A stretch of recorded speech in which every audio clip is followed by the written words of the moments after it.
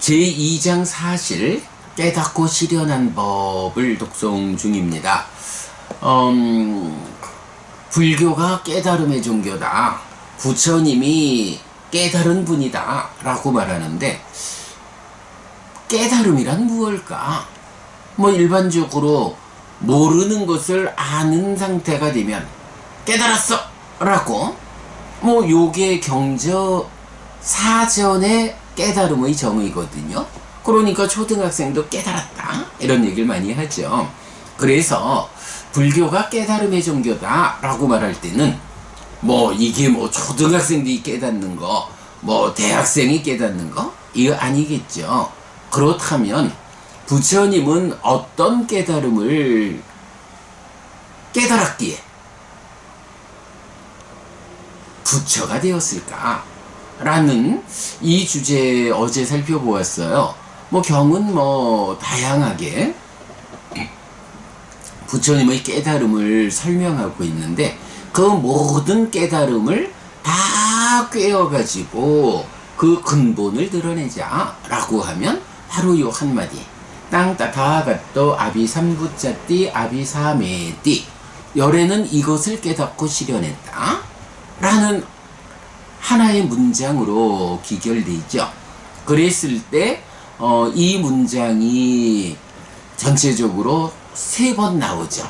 그래서 삼법인이 그거고 연기가 그거고, 이 두 가지는 그야말로 부처 이전의 것에서 불교의 근본을 드러내주는 거죠. 그리고 세 번째로는 세상에 있는 세상의 법이 색수상행식 오온이다 라고 해서 삼법인이 말하는 재행, 무상 재행계고, 이 재행이라는 것이 번뇌의 영향 위에 있는 세상의 법이다, 요거 색수상행식으로 구성되었다. 그런가 하면 그 오온으로 구성된 세상을 벗어나 실현되는 단 한 가지 열반이 있다. 그리고 이렇게 오온과 열반, 행과 열반을 다 포함해서 그야말로 있는 것은 모두 라고 하면 법이라고 부르고, 그래서 제법무아 라고 불린다. 이런 깨달음. 그래서 세상에 속하는 행들은 무아 위에 무상과 고, 그래서 무상고 무아고, 열반은 무아 위에 락이다. 그래서 열반은 락이고 무아다. 요렇게 이제 삼법인이 설명이 되죠. 물론 삼법인 이럴 때는 이제 열반이 락이다라는 부분은 직접 말해주지 않지만, 또 이어서 많은 경들이 무상고인 행 아닌 것으로의 열반은 락이다 라는 걸 알려주는데, 자, 우리가 오늘 3개의 경을 독송했는데, 사실은 어저께 독송한 무상을 이어보는 자 경과 연결하면 이제 출현경이 말하는 삼법인에 대해서 그 삼법인이라는 사실에 들어맞는 삶을 실현한 분들로의 성자. 예, 그래서 7가지 사람은 위 없는 복전이다 라고 해서 성자들이 삶에 대해서 사실에 들어맞는 시각을 가진 분이다 라는 것을 지금 먼저 전제를 하죠. 그리고는 이게 범부 중생들이 이렇게 본다 라고 하면 그것을 기준으로 할 수 없지만, 이제 바로 이런 이 세상에 위 없는 복전인 7가지 사람, 이 사람들이 공통되게 가지는 삶에 대한 관점을 설명하죠. 그래서 무상을 이어보는 자 경에서는 첫 마디가 무언가요? 모든 행에 대해 무상을 이어보면서 머문다. 그리고 이어서 고를 이어보는 자 경은 모든 행에 대해 고를 이어보면서 머문다 라고 해서, 무상과 고라는 것은 행에 대해서 적용되는 사실이다 라는 것을 정확히 말해주죠. 그리고 무화를 이어보는 자경 오면 모든 법에 대해 무화를 이어보면서 머문다 라고 해서 무상과 고가 적용되는 모든 행과 차별적으로 모든 법 이렇게 말하죠. 그러면 이제 모든 법에서 무화를 이어본다 라고 할 때는 이 행들과 다른 어떤 것이 있어서 그것까지도 무화다 이렇게 보는 거죠. 그럴 때에 이제 네 번째 나오는 열반경에서 이러한 위없는 복전인 분들 가운데 어떤 분들이 열반에 대해 락을 이어보면서 머문다 이렇게 말하죠. 자, 무화를 이어보는 자 모든 법에 대해서 그 중에 모든 행에 대해서 무상과 고를 그리고 열반에서 락을 요 관계 어제도 또 오늘 아침도 간략히 요약한 삼법인에서 행들과 법 그리고 열반 법이라는 것은 행들 더하기 열반이다. 행들은 번뇌의 영향 위에 있는 중생들의 삶의 영역을 구성하는 것 오온이다. 열반은 번뇌가 부서져서 번뇌의 영향을 받지 않는 그렇게 세상을 벗어나서 실현되는 것. 그런데 또 중요한 거는 이렇게 법에 속하는 세상을 벗어나 실현된 것으로는 열반 하나만을 제시하고 있다 라는 거, 요런 부분도 우리가 놓치면 안 되죠. 자, 오늘 독송한 무상까지를 포함하면 무상고 무화를 이어보는 자경 열반경 이 네 개 경에서 기본적으로 우리가 중심에 두어야 하는 것이 바로 삼법인이 구체적으로 행들과 열반을 포함한 모든 법이 무하다라는 선언 위에서 행들은 무상과 고의 성질을 가지고 열반은 락의 성질을 갖는다 라고 하는 삼법인의 핵심되는 내용, 요것이야말로 열애의 출현 여부와 관계없이 세상에 존재하고 내 삶에 적용되는 법칙성이다. 요거 보는 것이 이 네 개의 경을 읽어내는 가장 중요한 것이죠. 그래서 출현경에서 삼법인을 깨닫고 실현했다 라고 말하는 이 부처님의 선언에 이어가지고 그 부분을 보충하기 위해서 네 개의 경을 독성집은 이 자리에 편집하고 있다 이런 거죠. 자, 그런가 하면 이제 이 네 개의 경에서 또 하나 눈여겨봐야 하는 것이 보통은 성자 위없는 그러니까 이 세상에 위없는 복전이다라고 하면 사상팔배의 성자를 말하잖아요. 그런데 이 네 개의 경은 7가지 사람이라고 말하면서 사상팔배를 말하지 않아요. 자, 7가지 사람으로 누구를 말하나요? 아라한을 2사람으로 그리고 불환자를 5사람으로 이렇게 말하죠. 보통 불환자를 5사람으로 이렇게 설명할 때 오종불환이라고 하는 또 중요한 교리를 구성하죠. 자, 그럴 때 보면 이런 7가지 사람에서 또 눈여겨봐야 하는 게, 자, 2부류의 아라한이 있죠. 어떤 아라한인가요? 삶의 과정에서 깨달아서 아라한이 되었어. 대표적으로 누가 그런가요? 부처님이 그렇죠.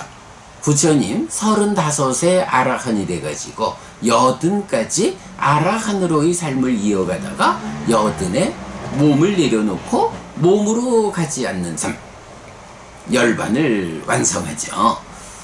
그런가 하면 아라한 중에 어떤 아라한은 열심히 수행을 하는 동안에 목숨이 붙어있는 동안에는 깨달음을 성취하지를 못해요. 그러다가 그 수행의 마지막 점 목숨이 끊어지는 그 자리, 그 순간에 깨닫는다. 자, 그 부분을 어떻게 말하나요? 그의 번뇌는 생명이 다하는 데에 함께 다한다. 번뇌의 영향을 받는 범주는 아라한이 되지 못한 아직까지 세상에 속한 존재들이죠. 그런데 두 번째로 그의 번뇌는 생명이 다하는 데에 함께 다한다 라고 해서 생명이 다하는, 목숨이 끊어지는 그 순간에 번뇌가 다해서 세상으로 되돌아오는 윤회하는 삶을 반복하지 않는다. 죽는 순간에 아라한 되었다. 요걸 말하는 거죠. 그래서 아라한을 이렇게 삶의 과정에서 아라한이 되어가지고 아라한으로서의 나머지 삶을 대중을 위해서 살아가는 요런 아라한이 있고, 그런가 하면 죽는 순간에 비로소 아라한을 성취하고 죽는 아라한이 있다.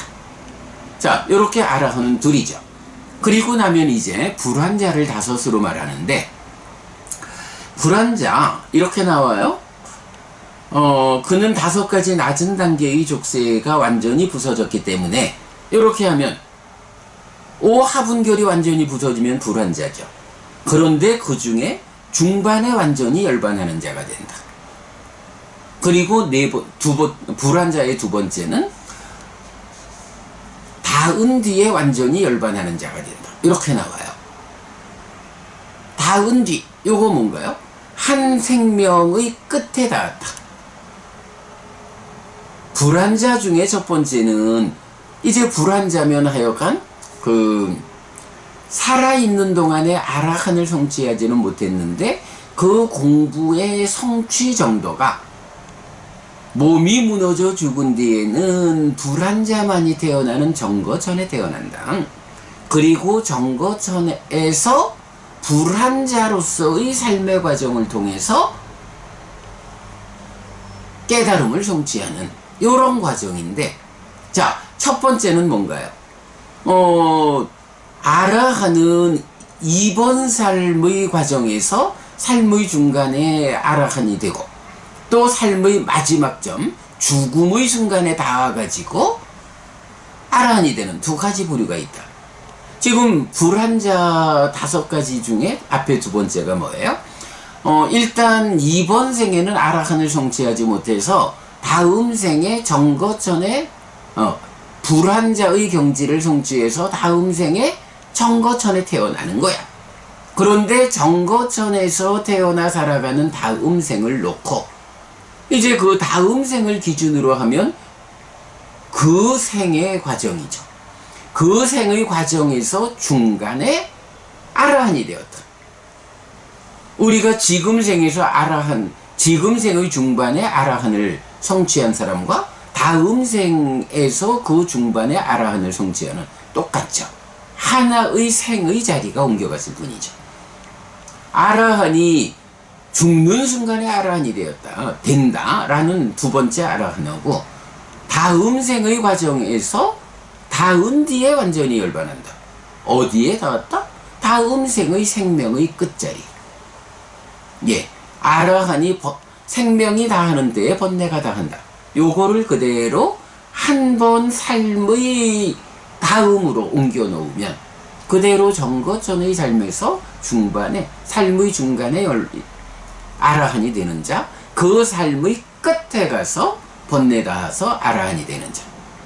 요런 이번 생의 중간에 아라한이 됩니까? 이번 생의 끝에 아라한이 됩니까? 요번 생엔 아라한이 못됐군요. 그대로 다음 생으로 옮겨가서 다음 생의 중간에 아라한이 되거나 다음 생의 끝에 아라한이 되거나, 불환자여서 정거천에 태어나서 이렇게 되는 거죠. 요게 불환자 중에 첫 번째, 중반에 완전히 열반하는 자. 두 번째, 닿은 뒤에 완전히 열반하는 자. 다음 생의 끝에 번뇌다 한다. 이렇게 보면 되죠. 그런가 하면 이제 세 번째는 그는 5가지 낮은 단계의 족쇄가 완전히 부서졌기 때문에 행 없이 완전히 열반하는 자가 된다. 그리고 6번째가, 그러니까 불환자의 4번째가 행을 통해 완전히 열반하는 자가 된다. 요건 또 뭘까요? 요거는 이제 우리가 그 실천과 관련해서 볼 때 이런 표현 나오잖아요. 태어날 때부터 탐진치가 가벼운 사람이 있어. 태어날 때부터 가지고 온 탐진치가 두터운 사람이 있어. 태어날 때부터 탐진치가 옅은 사람은 어떤가요? 깨달음의 길을 나아가는데 특별한 어려움이 없어. 한마디로 호흡을 탁 붙잡고 삼매를 닦는 데 어려울 게 없어. 그야말로 들숨날숨 호흡을 탁 붙잡고는 이 호흡을 대상으로 첫 번째 대상, 두 번째 대상, 세 번째 대상, 이렇게 첫 번째 대상과 두 번째 대상을 통해서 올라가자라는 수행을 하는 가운데 두 번째 대상 가운데에서 벗어나자로 연결해서 드러나는 법, 세 번째 법의 무상을 관찰하는, 이렇게 해서 여실직연하고 이어서 여모 이탐의 사마타와 소멸의 윗바사나로 해탈직연하는 이러한 깨달음의 길을 나아가는데 타고난 탐진치가 옅어가지고 커다란 어려움이 없어. 말하자면 부정관이라든가 공동묘지에 가가지고 시체가 변화가는 과정을 보면서 무상을 닦는다거나 뭐 이렇게 그냥 호흡 붙잡고 외길로 가가지고 깨닫는 요거 외에 무언가 다른 노력, 타고난 탐진치가 두터워가지고 그 타고난 탐진치를 제어하면서 이 길을 가야 되다 보니까 이 타고난 탐진치의 제어를 위해서 무언가 다른 노력의 과정이 필요해. 부정관으로 내 몸이 이렇게 아름다운 것 같아도 예쁜 것 같아도 따지고 잘 들여다보면 31가지 부정한 것들이 쌓여 있어.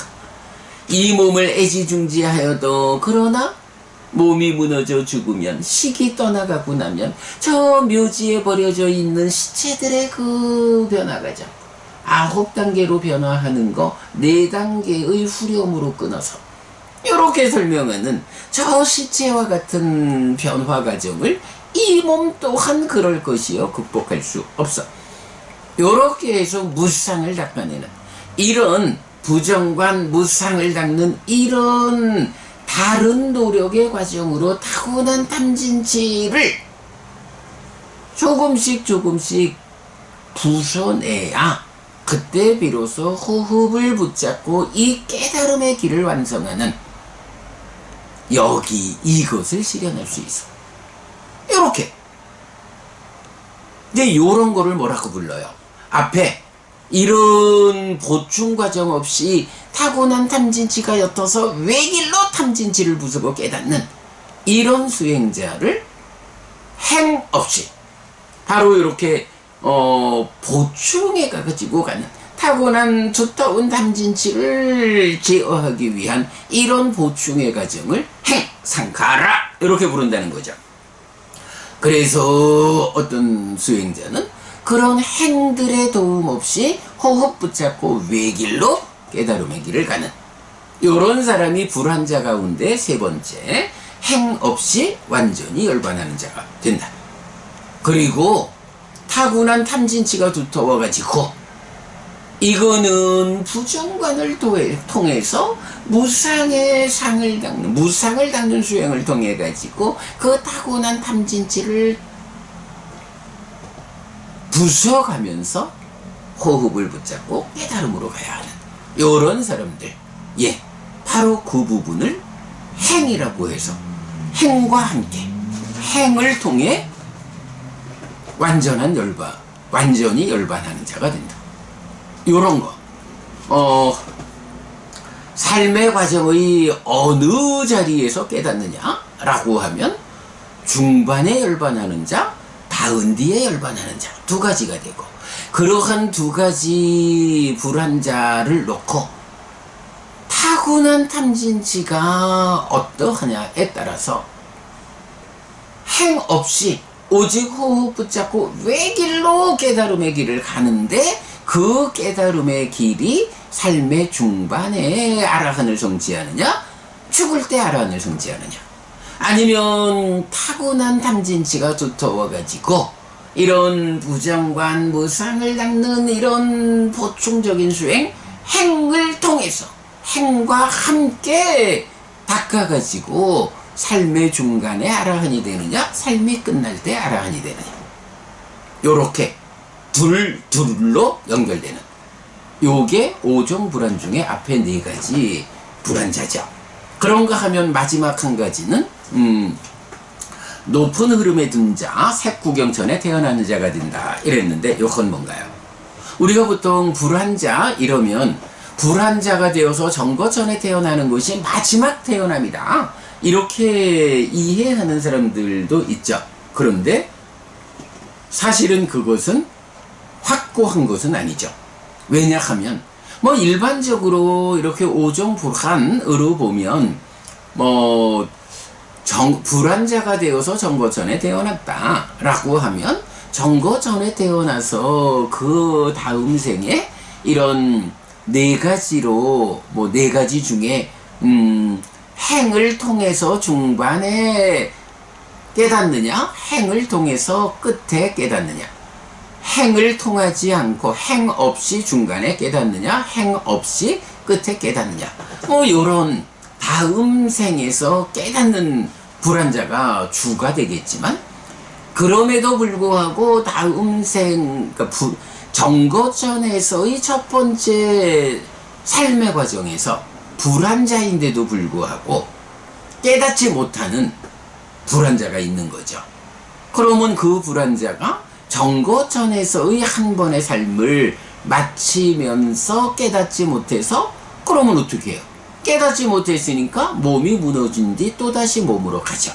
그런데 그 또다시 몸으로 가는 그 자리가 어디냐? 정거천의 꼭대기 색구경천에 태어난다. 이렇게 말하는 거죠. 그래서 불안자가 돼서 정거천에 태어나는 것이 마지막 생이다 라고 단정 지어서는 안 된다. 이런 부분까지 우리가 볼 수 있어요.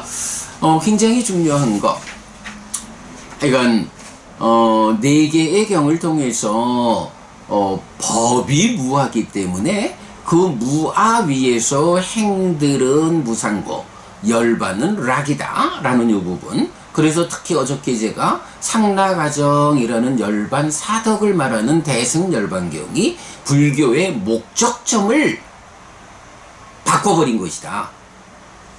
커다란 왜곡이다. 열반도 무하다. 이 부분을 말씀드렸는데, 하여간 4개의 경에서 그 부분 봐야 하고, 또 각각 4개의 경 모두가 동일하게 말하는 것. 2부류의 아라한, 5부류의 불안자. 그럴 때 5부류의 불안자의 앞에 2가지가 요번 생에 깨달으면 아라한이고, 요번 생에 깨닫지는 못했지만 불안자가 되어 정거천에 태어나면 다음 생 정거천의 삶 가운데에 중간에 깨닫거나 끝에 깨닫거나. 그런데 타고난 탐진치의 문제 때문에 행 없이 깨달을 것이냐, 행과 함께 행을 통해서 깨달을 것이냐, 이런 4가지 경우에서, 그리고 정거천에서의 첫 번째 삶에서 깨닫지 못하면 색구경천에 태어나는 자가 된다. 네, 요런 부분 살펴보았고요. 사실은 뭐 오늘 이렇게 4개의 경을 본 거기 때문에 그 초기 불교 100일 법문 4개가 이제 그대로 설명하고 있는데, 뭐 지난번 하여간 설명드린 내용보다 오늘 5종 불안의 설명에서 조금 더 잘 정리하고 빈틈없이 설명을 했다라고 생각이 되는데, 오늘 이야기 제가 잘 정리해서 올리겠고요. 나머지 그 초기 불교 100일 법문 4개의 동영상은 제가 링크해 올려드리도록 하겠습니다. 그러니까 또 그렇게 좀 살펴보시고요.